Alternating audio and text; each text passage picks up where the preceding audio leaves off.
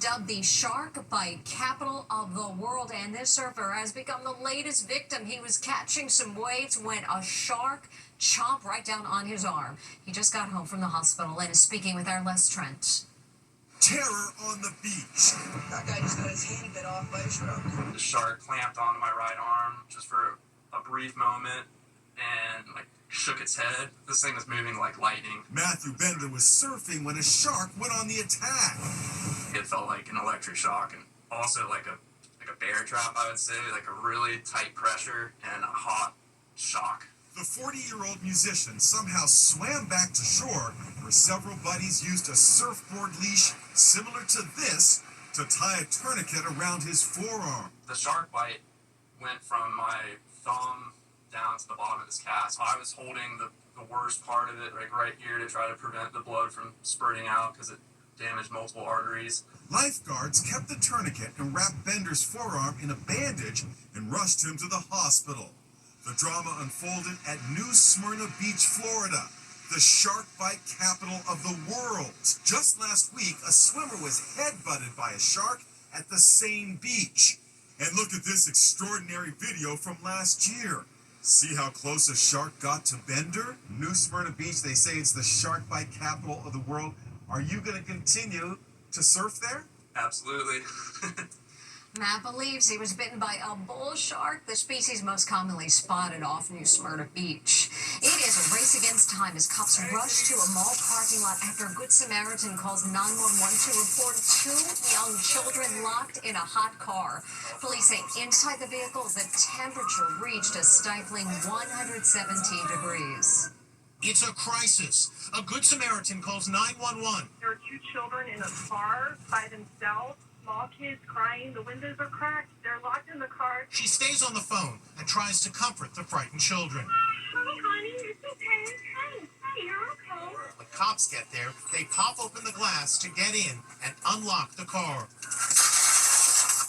Hey, kitties.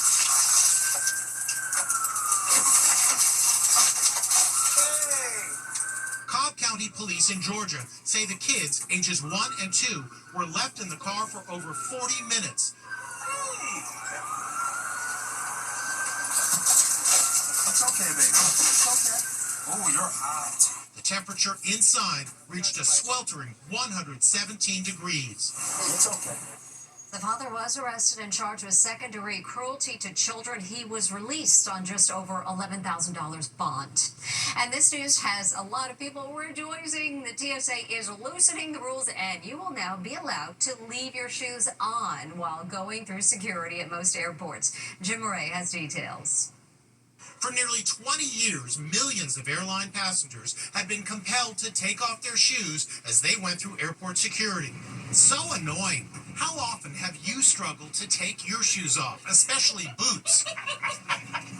No more. The memo reportedly went out to TSA officers across the USA, declaring the new policy would start on Sunday. But here at LAX, it's already happening at some terminals. You do not have to take your shoes off. How do you feel about that? Great. Yeah, it's a pain. It's a pain in the butt. I grew up in a world where you took off your shoes all the time, so I'm a little hesitant, but if it's safe, I'm for it. The rule was implemented after the notorious shoe bomber, a British citizen named Richard Reed, hid explosives in his shoes on a flight to Miami back in 2001, about 3 months after 9/11. He tried to light them, but was stopped by the airline crew. So where is he today? Serving life at the Supermax prison in Colorado, said to be the nation's toughest, where only the worst of the worst go. Typically, after going through security, I'm quickly putting my shoes back on. I even wear slip-ons to make it quicker, but no need for that today. Even though the shoe policy has been relaxed here, it's not the same everywhere. Here's Les Trent. Today, travelers flying out of Newark Airport hoping to find an easier experience going through TSA security found out that they still have to take their shoes off. But soon, no passenger will have to worry about struggling with their shoes. One reason for the change is the fact that screening technology has advanced so much explosives can now be detected in shoes without passengers having to take them off.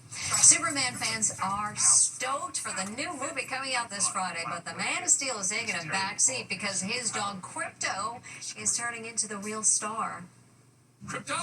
There's a new star taking a bite out of Hollywood. Crypto, ow, ow, stop it, stop. He's Superman's new dog, Crypto, and he's got superpowers too. Early word is Crypto steals the movie. Crypto. Home. Take me home. Director James Gunn got the idea for the floppy-eared puppy from his own dog, Ozu. You could call it a wags to riches story. I adopted this dog. He was raised in a backyard with 60 other dogs, and he was in a hoarding situation. I thought he looked funny because of the ear. One scene from the new movie was taken from real life. Stop it, stop, sit. Whenever I walked around the house barefoot, he would bite my feet as hard as he could. Now brace yourself. Crypto isn't a real dog. He's 100% computer generated. The breakout star of Superman is Crypto the dog. He's adorable, he has the bent ear, he drives Superman crazy. But here's the twist. Crypto doesn't exist. There is no real dog in Superman. It was all computer generated. Where's the dog? In previous depictions in the comic books, super dogs have looked like this. Heroic, valiant champions. Not this goofy guy with the bent ear. Crypto is so popular, he's also expected to make an appearance in the upcoming Supergirl movie. And we'll be back with much more Inside Edition after this. You're probably used to getting sticker shock checking out at the grocery store, but not like this. Can you believe this melon is $400? Allison Hall gave it a taste test to see if it's worth that hefty price tag. This may look like an ordinary melon, but it isn't. How much does it cost? A whopping $400. This is where you'll find that high-priced melon at the Farm and Forage Market in the swanky Hamptons. The rare melons are bought at auction in Japan. What makes this melon so special? Essentially, the farmer, instead of growing 6 or 7 melons on a vine, they'll cut the flower and they'll grow just one at a time. Basically what happens is that single melon is like the most sweet and the most juicy it possibly can be. The big question, what does a $400 melon taste like? I'm very curious to try it. They sliced into this baby and I just had to take a bite. It's very juicy. It's very good. Real Housewives of New York alum Bethany Frankel is personally worth a reported $80 million. But even she was surprised at the price and wondered who bought one. Is it a billionaire or a celebrity is all I want to know. So, how much would groceries for a dinner party for 4 cost? Let's do some steaks. Can't have a dinner party without steaks, ingredients for a salad, bread and butter, and ice cream. So I have my groceries for a dinner party for 4. Let's see how much this is going to cost me. Your total today is $741.74. $741 for all of this dinner party food. Yes. That's a very nice dinner party. $400 melon not included. Last summer, this same grocery store caused a stir selling lobster salad for $120 a pound. When we come back, the father of the bride walks her down the aisle, but who's the other guy? It's a long-time tradition, the father of the bride walking his daughter down the aisle, but at this wedding, the moment was more crowded than usual. The wedding is about to start. But first, the father of the bride has a question for a wedding guest. Would you like to help me escort her? That's the bride's stepfather, and her father wants him in the ceremony. As more than 100 guests look on, Dad Rob McHugh and stepdad Vinnie Morrow walk Shayna down the aisle in a picture-perfect moment of family togetherness. The tender walk down the aisle is going viral. It was something that, I've always thought about, but I didn't want to take, that moment away from my dad. I felt like the luckiest girl alive and to have both my dads there. Vinny, did you have any idea that this was going to happen? No clue. Not a clue at all. I was a total surprise. All of a sudden he came over and asked me, and I was just, so humbled and so honored. Weddings are a great way to bring people together. You can say that again. Just ask these fathers of the bride. One big happy family. And we turn now to Megan Alexander, who's standing by with today's Inside Deals. Finally, she's probably not thrilled cameras were rolling.